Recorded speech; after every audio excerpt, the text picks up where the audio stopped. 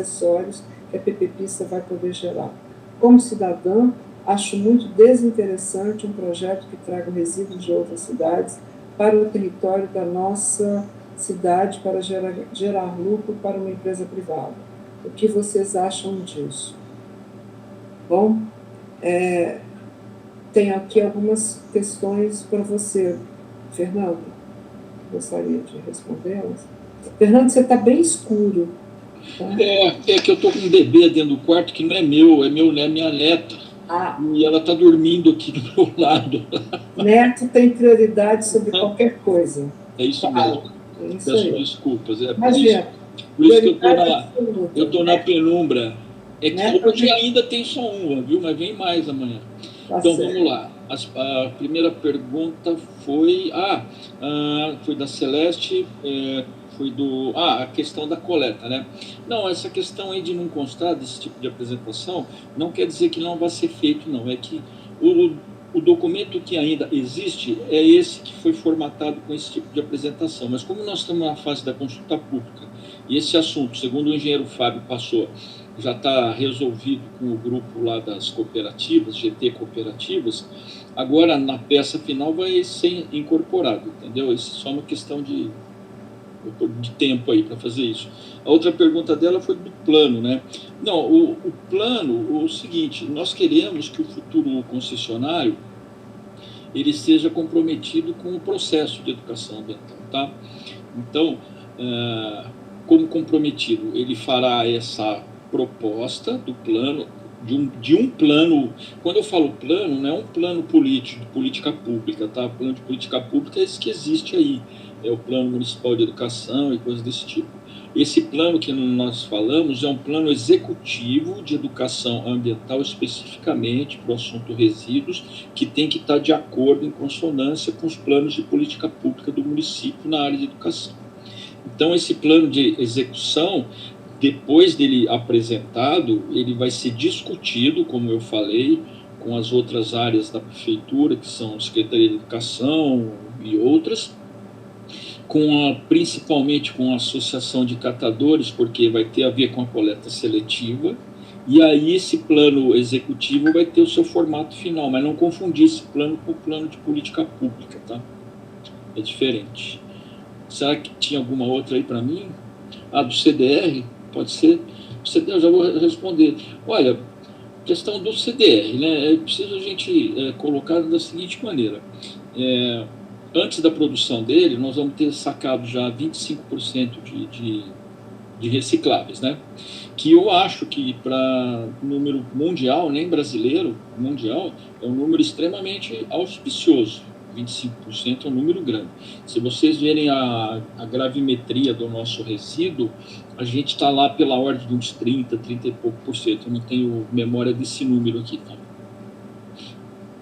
Agora, a questão de queimar o CDR não é bem assim, queima CDR e joga cinza no terreno, não é assim. A queima de uma alteração de uma matriz energética, qualquer matriz que você troque, por exemplo, tem uma empresa de usina de açúcar, ela tem uma caldeira e ela trocou a matriz por bagaço de cana. Eu tenho uma empresa de celulose que trocou um combustível derivado do petróleo por uma biomassa. Pode ser casca de árvore, qualquer coisa desse tipo. Esses caras fazem isso. O CDR também é uma alternativa de uma nova matriz. Todo esse processo, para quem vai fazer, é um processo que tem que ter licenciamento ambiental. Ele não é simplesmente jogar na fornalha e pegar cinza lá na frente, tá? Então, quando você faz um processo desse tipo, você tem que licenciar. A CETES no estado de São Paulo é a CETES que licencia pelo estado. Então, ela já tem regras, por exemplo, de queimar CDR em forno de cimento, tá? Então, você tem que considerar os 3 T's da combustão: tempo, temperatura, turbulência. Você tem que considerar teor de cinza do resíduo, você tem que considerar na parte das emissões os padrões. Por exemplo, você pode pedir para o cara uma eficiência de 4 noves ou de 5 noves em função se tiver algum clorado, que a gente não quer que tenha plástico nesse CDR. Então, tudo isso vai ser feito do ponto de vista técnico, não é simplesmente jogar lá e ver o que dá. E a cinza, se gerar cinza, vai gerar cinza, essa cinza vai ter que ser caracterizada e classificada, segundo a NBR 10.004, não sei se vocês conhecem, mas é uma norma que classifica resíduo. E se ele tiver que ir para um aterro, ele vai ter que ir para um aterro correto. Vai ter, vamos supor, se é resíduo perigoso, vai ter que ser para um aterro de resíduos perigosos. Se é um aterro de resíduos não perigosos, vai um aterro de codisposição. Então não é uma queima assim, sem critério, sabe? Não é uma queima sem critério. E a própria lei fala que o resíduo também pode ser usado como fonte alternativa de energia. Está escrito lá. Tá? Então, eu só queria dar uma desmistificada de que é simplesmente jogar lá e ver o que acontece. Não é uma fogueira. É uma queima realmente estudada, pré-concebida, monitorada. Por exemplo, para você fazer isso, tem um procedimento, que não sei se vocês conhecem, que chama teste de queima. Então, o sujeito vai meter um CDR lá num boiler ou qualquer coisa desse tipo aí, tá? Então ele vai ter que fazer o teste de queima, que é o quê? Ele tem que simular condições de oxigênio, temperatura, vazão de gases e coisa e tal, vai ter que monitorar antes dele ser autorizado a fazer o uso desse CDR como combustível, matriz energética. Então, quando for feito, não é o cara que vai gerar aqui que vende para o outro e o outro vai lá e queima num forno de qualquer. Não é isso, ok? Eu tenho mais alguma? Eu queria só complementar, desculpa interromper, o que a Adriana falou sobre, obviamente, estamos vivendo uma crise econômica aguda, que ele não conseguiu adquirir veículos, etc. Né? Esse projeto assegura, né, investimentos, né, e caminhão e caminhonete é um investimento, né, de 2,5 milhões por ano durante 10 anos. Isso já está assegurado, independente do CDR que vai gerar no futuro. Então, assim, existe uma fonte de recursos que não é desprezível para aquisição de veículos de transporte, sim, né? E assim, só para finalizar, também foi falado sobre a questão de outras cidades, né? Eu lembro que não está fechado isso daí. O engenheiro Alexandre falou que é bem provável, né? Ainda está em estudo, ouvindo a sociedade, de que não vamos, Campinas não vai pegar resíduos de outras cidades, até porque o projeto ele está feito para atender a demanda e o crescimento da demanda de Campinas, né? Mas assim, ela falou que entendeu que já estava assegurado. Não está assegurado que Campinas vai captar lixo de outras cidades nessa PPP. Então, talvez uma coisa que seria importante responder aqui a Pâmela diz da questão da receita acessória poder vir de resíduos de outras cidades. Isso foi retirado da PPP, Fernando? Não é que foi retirado, ela não está definitivamente definido, está aguardando manifestações da sociedade, mas a probabilidade é que não façam captação de lixo em outras cidades, né? O Alexandre verbalizou isso, inclusive, lá na audiência pública, né? Eu também queria colocar mais um outro assunto que foi perguntado aqui, que é a questão da coleta seletiva, tá? Nós compreendemos que a contratação direta das cooperativas que vem sendo feita, ela vai continuar, mas fora do ambiente PPP. É um assunto cooperativas e prefeitura. E na medida que elas serão contratadas, quando elas tiverem a capacitação administrativa e jurídica para estarem fazendo isso, elas serão. Eu não sei quantas tem hoje, não é a área que eu mexo diretamente, mas eu sei que são mais que 2. Agora, enquanto as cooperativas não forem equipadas ou capacitadas para fazer esse serviço, a municipalidade vai fazer a contratação desta coleta separado do ambiente da PPP para garantir a coleta desse material, até que as cooperativas se gabaritem para isso. Agora, a fonte de receita que as cooperativas terão para elas se equiparem será através daquele fundo de reciclagem que eu falei que vai ser criado. Quais são as fontes desse fundo de reciclagem? São as receitas acessórias na parte que cabe ao município, e será o aporte de 25 milhões que vai ser dado para as cooperativas. E esse fundo, ele ainda vai ser criado, ele vai ser gerido possivelmente por um conselho gestor, conselho de administração, e quem fará parte desse conselho? Ele será paritário, né? E quem fará parte desse conselho? A administração e a associação de catadores, sociedade de catadores e as cooperativas, e o CONDEMA, está previsto lá, está escrito lá. De tal forma que o destino e o fluxo de disponibilização dessas verbas seja gerenciado aí. A gente viu que isso é uma condição boa para as cooperativas se equiparem, tá? E se capacitarem. A Adriana está com a mão levantada, a Neneca e a Tereza. Neneca? Sim, sou eu. Então, capacitação, nós... Neneca? Redes. Ai, meu Deus, acho que não está funcionando. Neneca, você travou e está voltando, então acho que você começar de novo. Tá. Então, sobre capacitação, vocês estão me ouvindo? Sim.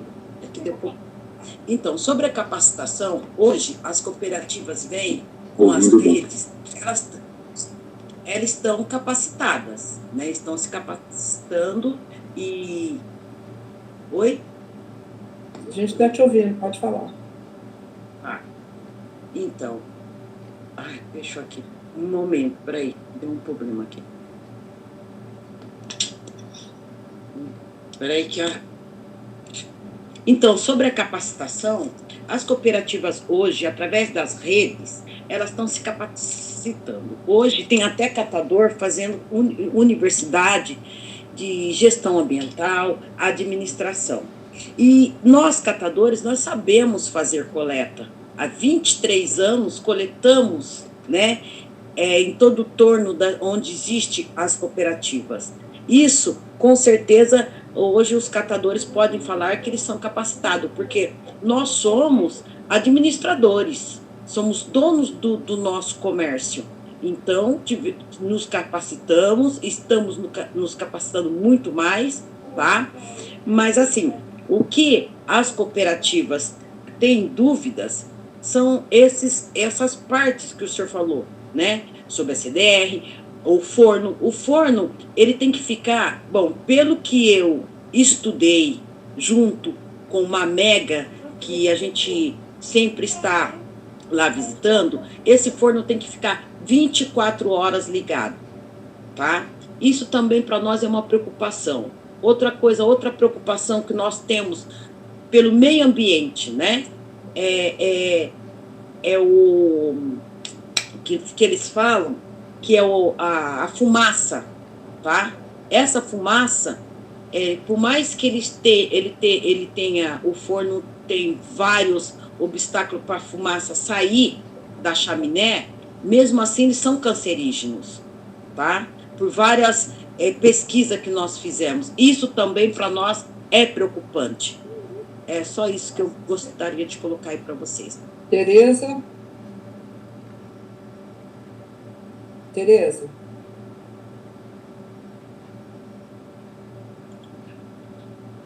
Oi? Por favor. Consegui.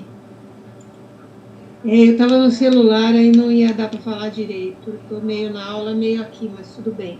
Eu queria comentar... Depois da câmera que a gente está vendo sua testa. Como é que é? A gente vê sua cara quando você fala, vendo a testa. Eu fico sempre enfiada aqui embaixo, esse troço cai.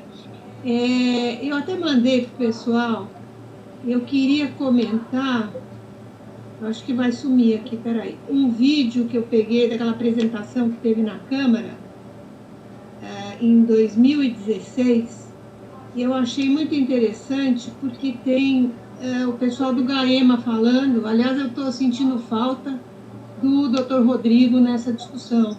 Eu acho que ele é peça fundamental e ele tem que dar um jeito de vir, nem que seja só na terceira, e ele tem que dar o posicionamento do GAEMA sobre isso, como era, como está, se a coisa melhorou, piorou, se isso aqui pode ir para frente ou não pode, enfim. E aí, o que me chamou muita atenção, se eu sumia porque eu estou lendo aqui, foi que, isso aqui foi dia 16/4/19, eu ponho aí no chat depois, e o Dr. Rodrigo fala sobre os problemas que estão sendo enfrentados em Piracicaba, com o PPP que foi feito lá, e eu anotei algumas poucas coisinhas. Ele fala que devemos aprender com os erros de Piracicaba, que estava sendo gasto 7 milhões por mês, não aumentou o número de recicláveis, o processo de tratamento mecânico-biológico não funciona e a parte da compostagem está indo para a queima. Isso é só para a gente notar o que pode acontecer depois. Paulo, quanto ao que você falou que não está, está no documento essa parte do... Eu não anotei aqui. Do item, qual foi o item mesmo? Tanta coisa que eu anotei, que você acabou de falar que não está. Sobre a respeito dessa história. Isso. Isso foi já apresentado aqui, que vai ter essa parte, tá certo? Você não estava nas outras reuniões, se você quiser assistir os vídeos, estão todos no nosso blog. E então não é que não tá tendo. Se tirar, beleza, entendeu? Mas que isso consta. Então eu queria só deixar anotado isso. Desculpa, assim, eu sei que está gravado, mas quem falou que está fechado essa questão de captar lixo de outras cidades? Escuta, Paulo, ninguém falou nada de estar fechado. Quem está fechado, quem sabe, são vocês, não somos nós. Tá. Nós ouvimos o que vocês falam, tá certo? Isso foi falado aqui e isso está no documento. Então, não sei se está fechado, se está aberto. Essa coisa, na realidade, está muito solta demais. Está muito difícil para o cidadão entender. Porque a partir do momento que está no papel, é porque vocês estão topando, tá certo? Ou então isso não teria nem ido para o papel. Esse é o ponto. Então, eu não sei se é fechado, se é aberto. Mas eu acho que não está no papel. Tá, já colocaram aqui no chat. Depois você olha o chat aí. Então, sabe, essa coisa precisa ser mais bem definida. Está muito solta demais para o cidadão acompanhar, saber e poder discutir. Bom, tem uma questão que foi colocada pela Neneca e outra pela Tereza, o Fernando, o Paulo... Tem uma pelo Glauco aqui, que eu acho que eu posso... Depois eu vou ler as que estão... você não chegou nela ainda? Desculpa. Não, eu não, só a questão da Adriana, eu acho que eu já respondi, né? Essa questão que ela fala de forno ficar ligado 24 horas, isso é uma coisa tipicamente de processo industrial. Logicamente, todo equipamento que possui refratário, coisa desse tipo, eles não são desligados, porque a questão de você ligar equipamento e desligar para temperatura, para refratários, que são os revestimentos internos de sistemas térmicos, você perde esse tipo de material. Não tem nada a ver com CDR. Então, é uma característica do equipamento. Agora, eu falei já, o balanço de massa, quanto que vai entrar de combustível, se vai ser blend, se não vai ser blend, se vai ser só ele, tem um teste de queima antes de tudo isso. E falei das amostragens, tem algumas amostragens que podem ser feitas, que a CETESB exige, online. Por exemplo, opacidade, que tem a ver com questão de fumaça, alguns óxidos que podem ser avaliados continuamente, e tem sistemas, no caso de incineradores, que tem intertravamentos e coisas desse tipo. É uma coisa bastante, assim, bastante desenvolvida já do ponto de vista de incineração. Mas eu não estou falando de incineração, eu estou falando de matriz energética, né? Ela que citou esse termo aí. Não sei se eu colaborei com a dúvida dela. A outra dúvida eu não lembro qual era. Enquanto você lembra, Carbonato, desculpa interromper, só uma curiosidade que eu quero colocar. Né? No ano passado, o Dr. Rodrigo do GAEMA participou de várias reuniões, inclusive com a doutora Emília, e ele enviou, né, oficialmente 99 demandas que estão todas incorporadas, se vocês leram o último projeto, estão todas incorporadas nesse projeto atual e auditado pela FIA, né? Assim, não estou dizendo que é por isso que ele não está participando, é só uma curiosidade aí, ele já fez um trabalho intenso, né? E registrar isso daí, que todas as 99 foram incorporadas. Bom, acho que a questão da Tereza já foi respondida. Aí tem uma pergunta aqui, tem um comentário do Glauco aqui no chat que diz o seguinte: quem poderia responder essa dúvida? A avaliação do PPPista pela performance é uma prática muito utilizada na iniciativa privada, onde o regramento não é o mesmo da administração pública. No caso da avaliação da PPPista não atingir o mínimo da meta estipulada no certame, qual procedimento será adotado? Práticas de melhoria, recuperação da performance ou rescisão contratual? Tem uma outra questão aqui da Maria Celeste Piva. Qual o impacto estrutural e econômico na planta de Campinas de receber e tratar o lixo de outros municípios? Existe algum estudo que aponte a viabilidade de não aumentar os custos de funcionamento do CIBAR que serão pagos pelo município de Campinas? Há limite de volume do lixo de outros municípios? Existem mecanismos de controle social neste contrato de 30 anos? Bom, eu acho que eu posso responder essas duas, por favor. A do Glauco. O Glauco é mais ou menos assim, as metas vão ser pré-definidas, né? Então, nós temos as metas de investimento, atendeu ou não, e as metas operacionais serão baseadas em performance mesmo, né? Rendimento, e para isso nós vamos ter uma tecnologia de monitoramento, tá? Que tem que estar ligada a alguma rede, tipo rastreamento, ou coisa desse tipo. Aí nós vamos ter algum sistema tipo DSS, num centro de controle operacional, para a gente estar traduzindo isso. A primeira condição da administração da performance é o fator de desconto na contraprestação. Então, por exemplo, se aquele valor devido ao concessionário de um serviço operacional naquele mês é de 1 milhão, estou chutando, ele performou 70%, ele não vai receber 1 milhão, ele vai receber os 70%. Tá? Agora, as disposições de penalidades, cancelamentos e coisas desse tipo vão estar estipuladas em contrato, né, que não estamos discutindo ainda a essência desse contrato, que está sendo discutido ainda dentro do processo, que é um dos anexos lá que eu falei para vocês, dos 12 anexos, que vão ser publicados no formato final para licitação. Eu não tenho como dizer como será essa parte aí nesse momento.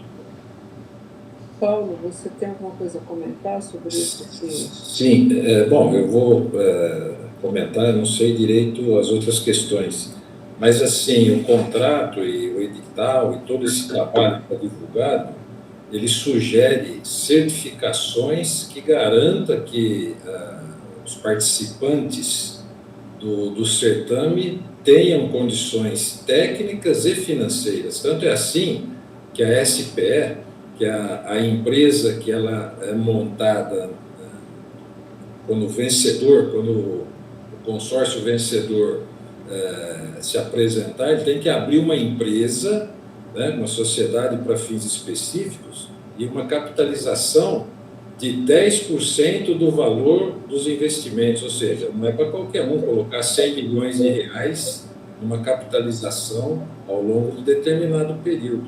Então, assim, os estudos, eles cercam a capacidade, não tem espaço para aventureiro nessas questões. Mas, assim, aí é mais para dizer que se tiver algum problema, realmente, no limite, né, não sabemos bem o que vai acontecer, mas ela é cercada de todas as seguranças, né? Quando a gente, por exemplo, faz alguma coisa em casa, a gente quer, né, ouve o vizinho, vê se o cara já veio instalar, então, né, a PPP, vocês imaginam, né? Lendo lá, não tem espaço para aventureiro. Inclusive com a capitalização no dia, né, dessa empresa, que é a sociedade, para fins específicos, que é ela que vai tocar a operação. Bom, nós temos aqui mais uma pergunta no chat, a Tereza levantou a mão novamente e o Jefferson, e eu queria encerrar aqui o período de perguntas para a gente poder ir para as oficinas, né, fazer a discussão nos grupos. Então, ainda tem aqui uma para o Paulo, diretamente, da Celeste, dizendo que está no projeto básico colocado no site da Prefeitura, que está previsto na contratação da PPPista a receita acessória do lixo de outros municípios. E aí eu vou pedir o Jefferson e a Tereza para rapidamente fazer os seus comentários, para ter a última rodada de respostas, depois nós vamos para as oficinas. Por favor, vamos começar pelo Jefferson, que a Tereza já fez uma fala anterior. Jefferson? Tá bom, obrigado. Boa noite, Fernando. Boa noite, professor Paulo. Tem uma coisa que eu estou vendo aqui, que eu não sei se eu entendi direito, né? Que o processo todo envolve um aumento de reciclados de 2% para 15%, né? E esse aumento de reciclagem, né, ele está vinculado com mudanças de comportamento da população. E mudança de comportamento, principalmente dos chefes de casa, né, dos donos de casa, etc., que seria uma alfabetização, vamos dizer assim, uma educação de adultos, né? Então, é uma quantidade muito expressiva de lixo a ser gerado, o que requer uma quantidade também muito expressiva de investimento numa educação que não é uma educação formal, né? Uma educação informal, e que, na verdade, ela requer uma articulação entre os entes públicos, talvez seja essa minha impressão um pouco maior do que essa articulação que está sendo desenhada, ou pelo menos aqui eu entendi que está sendo desenhado, né? Porque uma articulação dessas assim requer uma articulação muito grande entre várias secretarias. Aqui, por exemplo, a gente está vendo praticamente uma secretaria que está envolvida aqui, né? Eu, por exemplo, morei alguns anos em Curitiba durante o tempo que o Jaime Lerner implantou lá a coleta de lixo seletiva. Isso era uma política foi uma política muito forte, né? A secretaria mais importante lá era a secretaria que cuidava realmente dessa parte do lixo e tinha uma parte de educação ambiental também muito forte, né?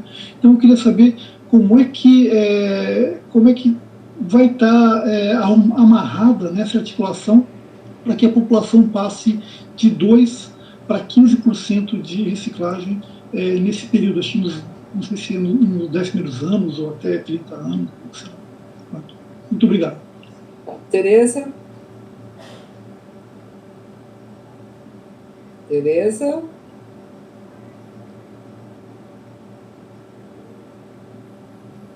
Tereza? Ela levantou a mão, ela não deve estar aqui agora, né? Bom, Paulo, Fernando, vocês poderiam responder? Posso falar? Bom. Tudo bom, Jefferson? Oi, desculpa, alguém me chamou?